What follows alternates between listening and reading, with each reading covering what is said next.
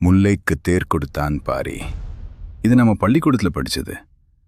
ஆனா அதே பாரி வாள் எடுத்தப்போ ஒட்டுமொத்த தமிழகத்தையும் ஆண்ட சேர சோழ பாண்டியர்கள் மூவரும் சேர்ந்து வந்தும் கூட அவரை வீழ்த்த முடியாம அலறி துடிச்சாங்க. இது பலருக்கும் தெரியாத வரலாறு மறைத்த உண்மை. வெறும் 300 ஊர்களை மட்டுமே கொண்ட பரம்புமலையின் குறுநில மன்னன் வேள்பாரி.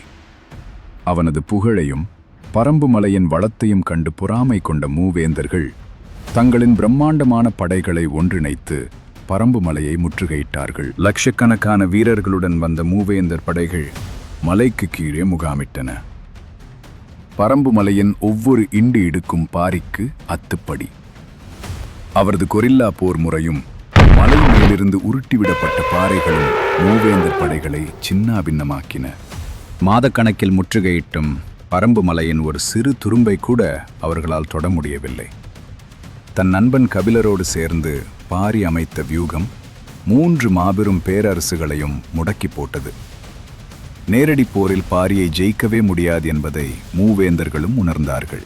வீரத்தாலும் புத்திசாலித்தனத்தாலும் வெல்ல முடியாத பாரியை கடைசியில் சூழ்ச்சியாலும் வஞ்சகத்தாலும் தான் மூவேந்தர்கள் வீழ்த்தினார்கள்.